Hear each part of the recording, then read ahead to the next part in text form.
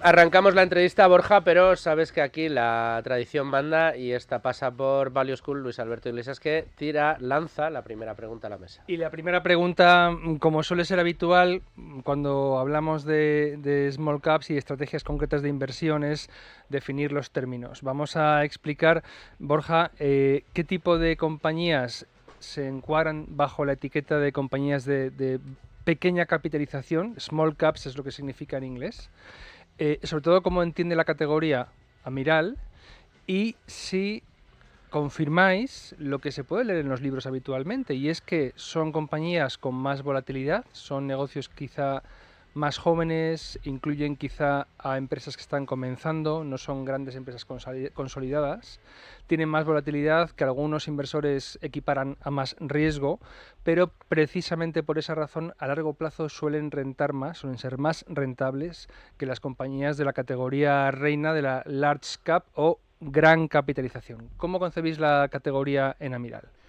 Bueno, para nosotros quizás lo más importante, que creo que es lo que define la categoría, es el tamaño, ¿no? Yo creo que cada inversor entiende las small caps por distintos tamaños. A nosotros nos gusta pensar que las compañías pequeñas son aquellas que tienen una capitalización bursátil entre los 100 y los 2.000 millones más o menos, pero esto, como te digo, varía mucho por regiones. Por ejemplo, si miramos el índice de referencia con el que nos comparamos nosotros, que es el MSCI EMU Small Caps, que es un índice europeo de pequeñas compañías, la compañía más grande de ese índice creo que capitaliza 6.700 millones y la más pequeña 80 millones. Entonces es quizás un espectro un poquito más amplio que el nuestro, pero la capitalización mediana de ese índice es muy parecida a la nuestra, son en torno a los 700 millones y la de nuestro fondo Sextant PME son unos 600 millones.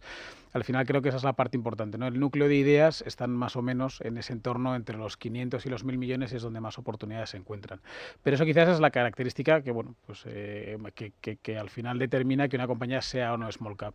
Pero los otros factores o los otros puntos que comentabas, que es donde realmente interesa una small cap, para nosotros el primer dato es que por lo general son compañías que tienen un negocio o participan de un negocio nicho, es decir, suelen tener un producto muy concreto o un servicio muy concreto, suelen ser especialistas en eso que ofrecen. Y a nosotros eso nos gusta mucho porque cuando tú quieres invertir en una clase activo o en un producto o un servicio muy determinado, si lo haces vía grandes compañías, normalmente esas empresas suelen tener muchas líneas de negocio, suelen utilizar estructuras financieras un poco abstractas en muchos casos y no es del todo sencillo apostar por lo que a ti realmente te convence de esa compañía, que puede ser, pues por poner un ejemplo, a lo mejor una Philips, a lo mejor, que es una compañía, pues una multinacional. Si tú quieres invertir en bombillas LED, es muy difícil comprar Philips para invertir solo en bombillas LED. Entonces, eso yo creo que las small caps es una característica que a nosotros nos gusta mucho.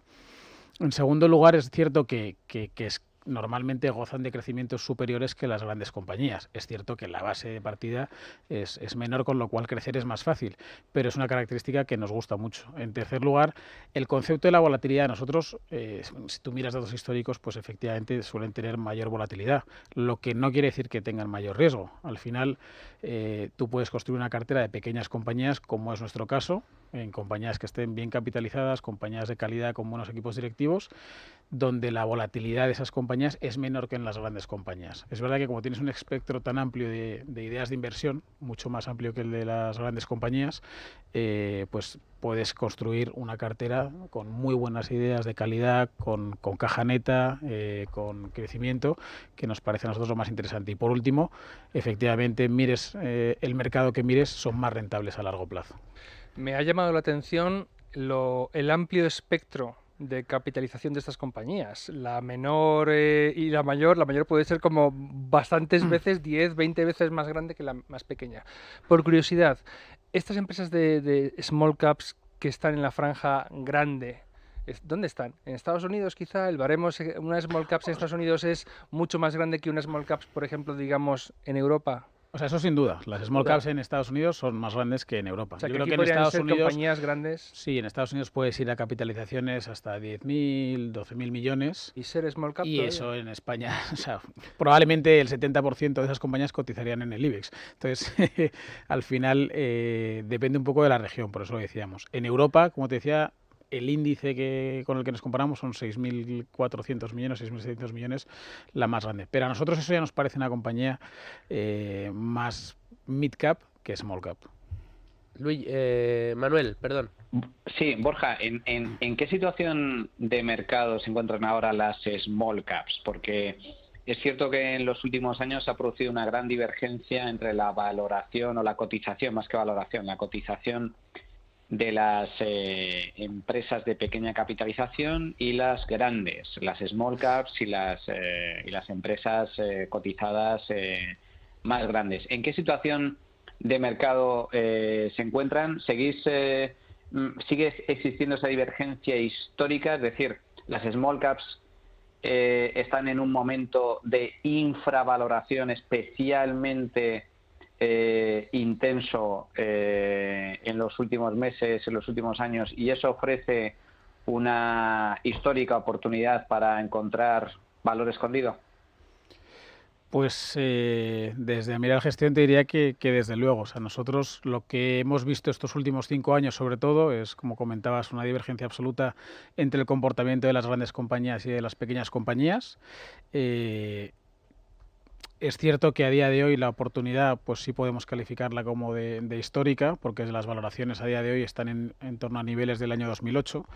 Y para nosotros quizás el elemento que es imprescindible matizar o identificar del motivo por el que las compañías pequeñas están tan baratas a día de hoy, a pesar de seguir teniendo buenos equipos directivos, buena calidad, crecimiento, poca deuda, es sobre todo que normalmente en entornos, cuando nos aproximamos a un final del ciclo, normalmente estas compañías lo suelen hacer peor. Y efectivamente lo hacen peor porque suelen tener los inversores más miedo sobre estas ideas de inversión, suelen temer ese riesgo de liquidez y suelen refugiarse en las grandes compañías. ¿Qué ocurre? Que en los últimos prácticamente 6 años hemos vivido lo que nosotros hemos denominado internamente en Amiral el ciclo sin fin. Hemos vivido supuestamente un final del ciclo que se iniciaba en el año 2018, después de unas políticas monetarias muy agresivas de los bancos centrales desde el año 2008 para recuperar todo lo que habíamos perdido en esa crisis financiera, que tuvieron que frenarlo a finales del 2018 porque se dieron cuenta que habían hecho un poco una salida en falso y que quizás no era el momento para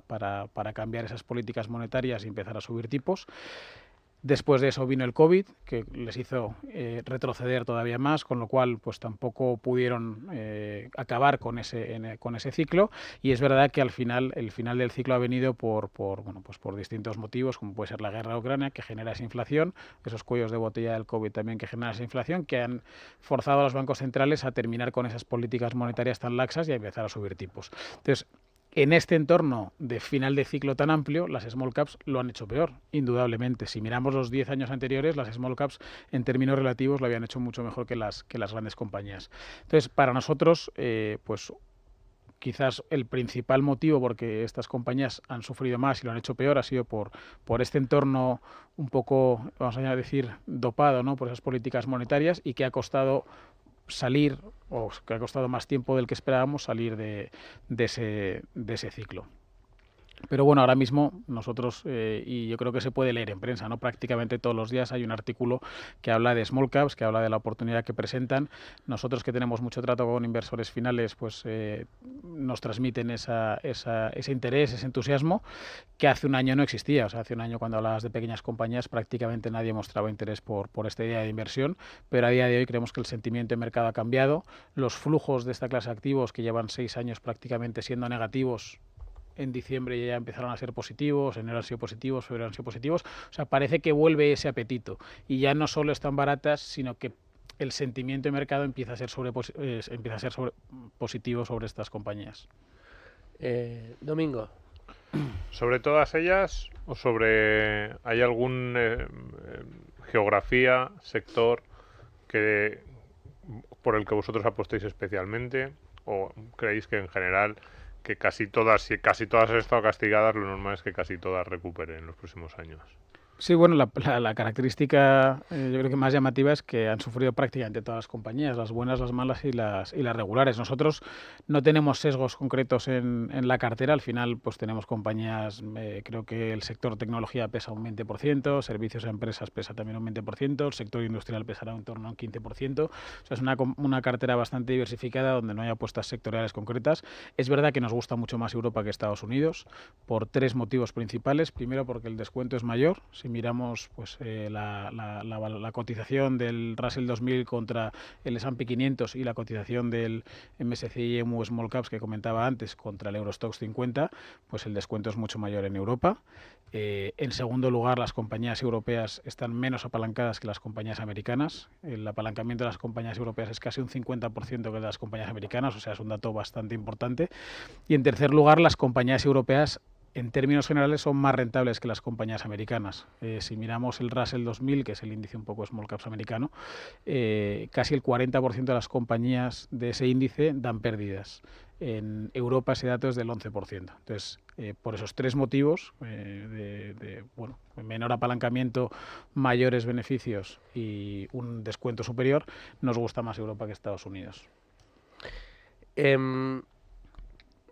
Claro, la situación, preguntaba antes Manuel Llamas por la situación de mercado de las small caps versus otro tipo de activos y cómo han ido evolucionando un poco en estos últimos años, siendo el año corriente, este 2024, bueno, pues un año con una serie de características muy importantes. Es un año en el que hemos pasado de estar esperando a ver en qué momento entra Estados Unidos, Europa en recesión, y finalmente ya parece que nos vamos a olvidar de que pueda entrar en recesión, y lo que estamos pensando es en que van a bajar los tipos de interés y va a volver a correr el dinero como si no hubiera un mañana. Dinero que, por otro lado, pese a las subidas de tipos de interés, no ha dejado de correr, ha seguido funcionando.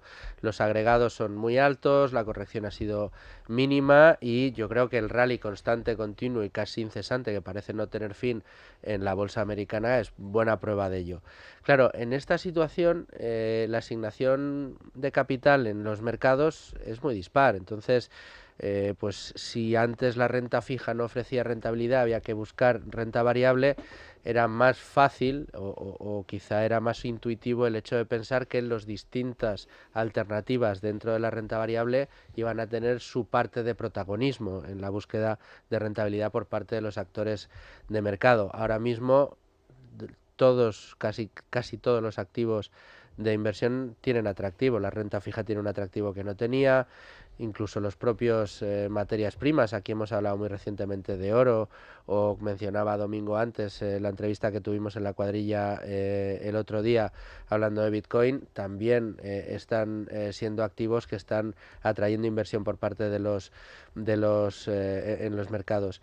Claro, insisto, en este especie de río revuelto donde parece que hay atracción por todo tipo de activos y donde sigue habiendo mucho líquido en el mercado buscando dónde colocarse, da la sensación de que estas empresas de pequeña y mediana capitalización, precisamente por esa volatilidad que les caracteriza, puede ser otra vez el patito feo, ¿no? El que se quede sin atraer a los inversores, pero sin embargo lo que tenemos encima de la mesa, Borja, corrígeme si me equivoco, es que están teniendo unos resultados en agregado y individualmente estas compañías notablemente buenos, ¿no? O sea, su comportamiento es bueno, lo único que parece que el mercado no quiere todavía fijarse en ellas, o sí, corrígeme si me equivoco. No, desde luego, con respecto a lo que dices del comportamiento, yo creo que lo que más llama la atención es que la realidad económica no se ajusta a la realidad bursátil de estos últimos años. De hecho, si miramos dos datos interesantes. Por un lado, el crecimiento del EBITDA de estas compañías estos últimos años, desde el año 2015, han crecido en términos generales un 80% de media, el EBITDA de estas compañías, que es 3 veces superior al de las grandes compañías. Y ha sido justo los años, no empezó en 2015, fue más bien en 2018, cuando empezaron a hacerlo peor en términos relativos que las grandes compañías. Pero si miramos, por ejemplo, otro dato, como el crecimiento de los beneficios por acción, que nos parece muy relevante, prácticamente en todas las etapas desde el año 2000, el crecimiento de los beneficios por acción de las pequeñas compañías ha sido muy superior al de las grandes compañías. Por daros el dato exacto, creo que desde el año 2000 el crecimiento de los beneficios por acción ha sido de un más 270% en las pequeñas compañías para un 70% en las grandes compañías. Y si miramos los últimos 6 años, desde el 2018, que es cuando realmente se ha producido ese underperformance negativo, también ha sido muy superior, ha sido casi de un 50% contra un 29% de las grandes compañías, con lo cual esa realidad económica no se ajusta a esa realidad bursátil. Y en segundo lugar, es verdad que en este entorno de volatilidad e incertidumbre, pues todavía hay gente que le da cierto miedo entrar en pequeñas compañías, pero a mí siempre me gusta decir que los negocios se hacen comprando barato. Y a día de hoy, cuando tú analizas el mercado, en términos absolutos, de lo poco que está barato a día de hoy son las pequeñas compañías, tanto en Europa como en Estados Unidos, pero más en concreto en Europa. Entonces yo creo que cuando tú compras barato es más difícil que te equivoques, ¿no? Nosotros lo llamamos ese famoso margen de seguridad. Cuanto mayor es ese margen de seguridad, pues bueno, pues aunque venga una corrección de mercado, esa caída va a ser menor. Entonces, cuando las compañías small caps han pasado de tener una prima de cotización de un 50% en el año 2018 con respecto a las grandes compañías a un descuento del 40%, Wow. teniendo un mayor crecimiento de los beneficios por acción, un mayor crecimiento del EBITDA, mejor calidad, etcétera, pues nos parece que es difícil justificar ese descuento tan importante, salvo por miedo de los inversores a este entorno de mercado, con lo cual nosotros la sensación que tenemos es que ese miedo, esa incertidumbre ya se ha integrado en el precio de las small caps. O sea, al final tienden a anticipar esas etapas de recesión y creemos que ya está incluido en ese precio a día de hoy por los niveles en los que están cotizando, porque no hay mayor justificación que esa. O sea, que lo que se está fraguando dentro de, en este caso, la estrategia que lleváis en Amiral con esta cesta de acciones, Sextant PME, es una gran estrategia que sigue aprovechando precios baratos y que está construyendo valor a futuro. Sí, de hecho, cuando hablamos con el equipo de gestión, ellos te hablan siempre, sobre todo estos últimos meses, de una oportunidad histórica en el mercado. O sea, en el año 2017, cerramos el fondo a nuevas inversiones, porque como decía el equipo, teníamos más dinero que ideas. Es decir, nos entraba dinero en la estrategia porque había mucho apetito por pequeñas compañías en aquel momento, pero el mercado estaba excesivamente caro. Al final no sabíamos dónde invertir ese dinero porque lo que nos gustaba estaba caro y lo que no nos gustaba no queríamos tenerlo en cartera. Y a día de hoy es exactamente lo contrario. Tenemos muchas más ideas que dinero, con lo cual los gestores pues encantados de que crezcan y de que vuelva ese apetito por las pequeñas compañías. Manuel. Sí, Borja, habláis ahora. de filosofía centrada en la calidad de las compañías y concretamente pues tenéis un fondo precisamente de Quality Value en el que está enfocado en este tipo de filosofía de inversión. Pero ¿qué es la calidad para vosotros? ¿Cuáles son las condiciones o las características básicas que deben tener las compañías en las que invertís para que puedan ser catalogadas como empresas de mucha calidad? Bueno, para nosotros en términos generales, y aquí sí que hablo más de Amiral Gestión, al final la calidad es la capacidad de una compañía de tener una ventaja competitiva que le permita generar retornos sobre el capital empleado superiores a sus competidores y sostenidos en el tiempo. En el caso concreto de Sextant PME, por bajar un poco la idea a lo que hace el fondo, nosotros nos fijamos, intentamos invertir en compañías que tienen una posición de liderazgo en un nicho de mercado, que eso le va a dar, por un lado, capacidad de fijación de precios, que en entornos inflacionistas como el que hemos vivido, pues es muy importante, y le va a dar también la posibilidad de crecer inorgánicamente gracias a la caja que tienen, que es el segundo factor que miramos nosotros. Miramos compañías que tengan o acumulen caja o que tengan muy poca deuda. A día de hoy, en concreto, el 60% de las compañías que tenemos en cartera tienen caja neta, con lo cual, en un entorno un poco de recesión, el ser líder y el tener caja neta probablemente les permita crecer inorgánicamente. Es verdad que quizás ese coto ha estado copado por los private equity estos últimos años, porque la verdad es que han sido muy agresivos gracias al entorno de tipos bajos, pero tenemos la esperanza de que, gracias a la liquidez que han acumulado las pequeñas compañías cotizadas y a las mayores dificultades de financiación que tienen a día de hoy los private equity para comprar compañías no cotizadas, pues pueda ser una muy buena oportunidad también para las pequeñas empresas cotizadas de ir comprando competidores y bueno, pues ir creciendo también de esa forma inorgánica que nos parece también interesante en este entorno. Borja, quería regresar a la primera pregunta, o de las primeras que hemos planteado hoy en esta mesa. Los temas macroeconómicos y del crédito en Europa, por ejemplo, ¿cómo pueden influir en las valoraciones, deprimiéndolas o haciéndolas muy grandes, ¿no?, de estas compañías? Has explicado que por alguna razón no hemos acabado de cerrar el ciclo. Para traducir esta expresión, quizá te refieres a que de las crisis se ha salido creando más crédito, introduciendo más liquidez en el sistema, lo cual ha deprimido los tipos de interés, ha facilitado la financiación y eso afecta de alguna manera a las valoraciones. Hemos visto que las valoraciones de empresas, por ejemplo, relacionadas con la tecnología se han disparado y llevan disparadas mucho tiempo. Pero ¿por qué esto en concreto, que es la forma en que todavía estamos intentando salir de ese ciclo, afecta deprimiendo sus valoraciones a las empresas small caps, a las pequeñas empresas, y hagan que parezca que sigan estando baratas y que nadie se fije en ellas? O sea, yo creo que sobre todo lo que les ha afectado es el proceso de subidas de tipos de interés, ¿no? El miedo de todos los inversores, que para nosotros, o desde nuestro punto de vista, es erróneo cuando tienes una cartera de gestión activa, una cartera de stock picking, donde hay un análisis fundamental detrás y has analizado idea a idea. Existe, como decía, el miedo de que las compañías small caps, en términos generales, están, por un lado, más endeudadas. En nuestro caso, como decía, no es cierto porque el 60% de las compañías que tenemos en cartera no tienen deuda. Y en segundo caso, se suele hablar mucho de las dificultades de acceso al crédito de estas compañías. Entonces, cuando suben tipos de interés, si estás más endeudado, lógicamente, pues tiene un perjuicio directo en tu balance, en tu cuenta de resultados. Pero en segundo lugar, el miedo que tienen los inversores es si tienes mayores dificultades de acceso al crédito, si tienes dificultades financieras y no puedes acceder a nueva financiación, pues vas a sufrir o incluso puedes llegar a un proceso de reestructuración o de default. Entonces, lo que nosotros decimos es que esa no es la realidad del mercado ni la realidad de nuestra cartera. Nuestras compañías están bien capitalizadas, están saneadas, tienen acceso directo al crédito, no tienen ningún problema. Entonces, eso es un poco lo que decimos. Yo creo que en ese proceso de subidas de tipos de interés se instaura un miedo alrededor de las pequeñas compañías, sobre todo relacionado con el tema de la liquidez y del acceso al crédito de estas compañías, que para nosotros no es cierto. Domingo.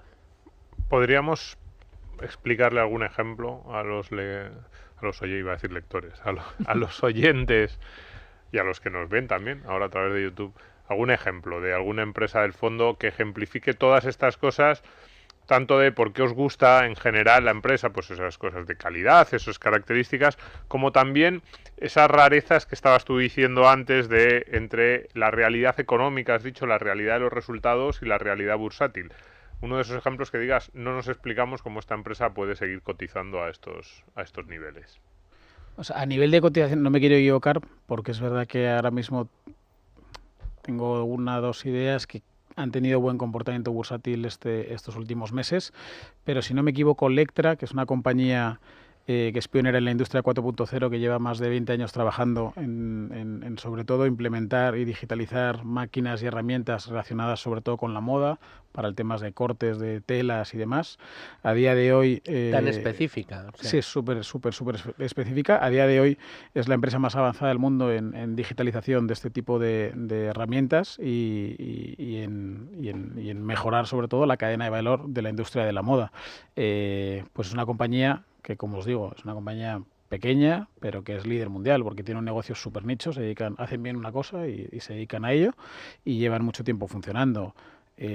Busion Group, que yo creo que es posible que ya hayamos hablado alguna vez de esta compañía, son los líderes mundiales para lo que llaman el IoT, ¿no? El Internet de las Cosas, en tiendas físicas, en centros comerciales, en supermercados. Y ellos sobre todo trabajan con dos líneas de negocio a día de hoy. Por un lado es las pegatinas digitales de precios de las baldas de los supermercados y por otro lado ahora mismo han desarrollado una nueva tecnología que les permite pues ahorrarse a los reponedores, ¿no? de los pasillos famosos que vemos en todos los supermercados, porque instalan unas pequeñas cámaras que identifican qué producto falta en cada balda y bueno, pues manda un mensaje interno y de esa forma está completamente digitalizado el supermercado. Son líderes mundiales, una compañía francesa y recientemente bueno, pues han internacionalizado la compañía cerrando un acuerdo con Walmart en Estados Unidos que creo que es el mayor acuerdo que ha cerrado Walmart con un proveedor en toda su historia. O sea, al final lo que decimos, muchas veces se interpreta que una pequeña compañía es un negocio pues que no crece, que es un negocio muy local, que eso creo que antes sí que era más cierto. El tema de una exposición más local ha cambiado mucho en los últimos años gracias a la tecnología y a la capacidad de internacionalizar una compañía sin necesidad de desarrollar grandísimos equipos ni otros aspectos de la compañía. Simplemente gracias a la tecnología pues puedes llegar a más regiones. Entonces, para nosotros la oportunidad a día de hoy en Small Caps es evidente, las valoraciones son muy atractivas y como decía, hay compañías fantásticas a precios muy, muy baratos.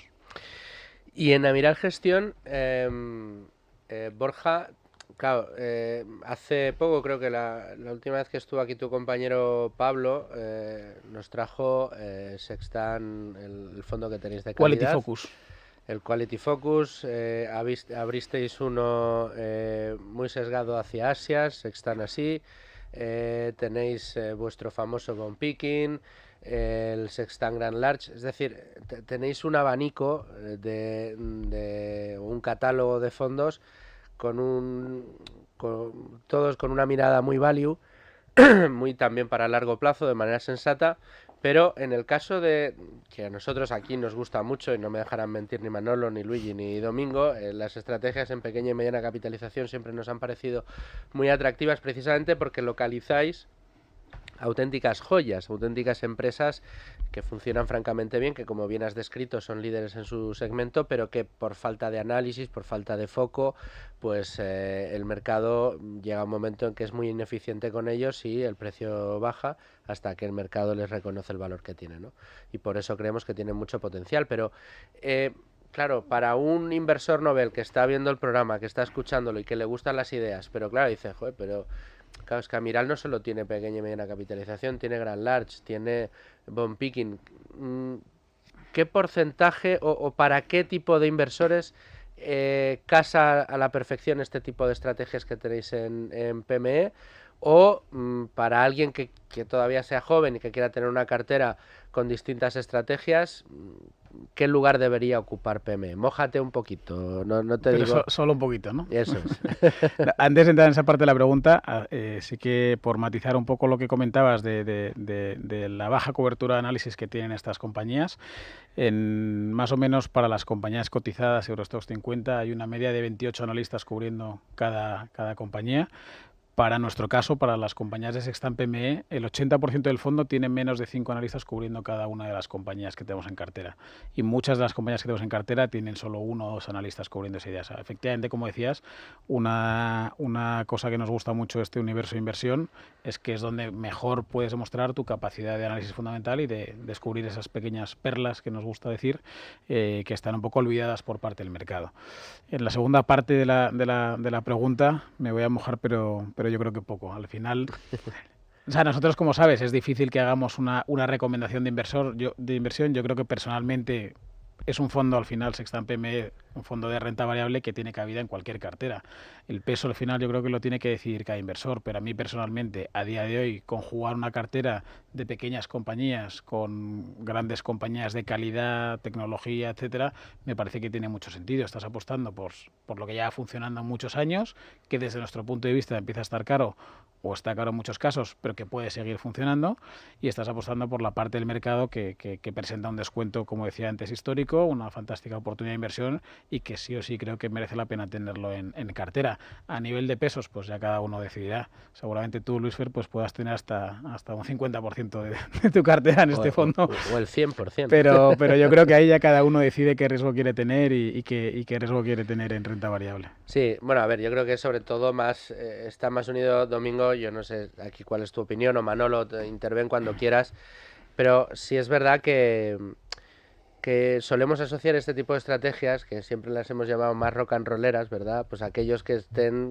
corazones más abiertos a la posibilidad de sufrir volatilidades, es decir, que no se van a asustar si ven grandes movimientos en su cartera, y lo que están apostando es a que estas compañías maduren en el tiempo y acaben dando unas rentabilidades que no daría, pues yo que sé, un índice, ¿no? Está claro, y está claro que tienes que probablemente también saber un poquito más, porque no vas a conocer a la mayoría de las empresas que tienen el fondo. A lo mejor en otros fondos las 8 o 10 primeras posiciones más o menos sabes qué hacen, en este no, y entonces eso te puede generar más dudas. Pero a mí me gusta mucho, yo creo que es... sobre todo si tienes bastante tiempo por delante y te gusta el mundo de la bolsa, tener algo en pequeñas compañías o tener fondos que por lo menos apuesten parte en pequeñas compañías es importante, porque yo estoy de acuerdo, al final es lógico que sean las que te puedan generar más rentabilidad a medio o largo plazo. Pero bueno, para saber si estamos ahí o no, si puede ser o no nuestro producto, hay que aprender de los mercados y hay que saber los fundamentales del mercado.